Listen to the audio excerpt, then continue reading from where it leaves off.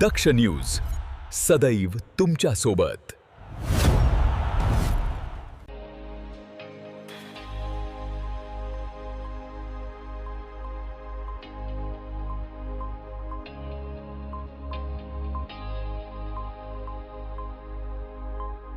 भारतीय हवामान विभागाने जिल्ह्यातील त्र्यंबकेश्वर, इगतपुरी, नाशिक ग्रामीणसह पेठ, सुरगाणा, दिंडोरी तालुक्यात ढगफुटी सदृश पावसाचा इशारा दिलाय। या पार्श्वभूमीवर जिल्हाधिकारी आयुष प्रसाद यांनी आज सकाळी इगतपुरी तालुक्यातील गावांना भेट देत तेथील परिस्थितीचा आढावा घेतलाय। यावेळी त्यांनी नांदगाव, चदो ते भावली या रस्त्याच्या दारणा नदीवरील पुलाची पाहणी केली। या ठिकाणी नदीची पाणी पातळी वाढत असून सततच्या पावसामुळे पुलावरून पाणी वाहण्याची शक्यता लक्षात घेता या ठिकाणी बंदोबस्त ठेवण्याच्या सूचना दिल्या। तसेच आवश्यकतेनुसार पूल वाहतुकीस बंद ठेवण्याच्याही सूचना दिल्या।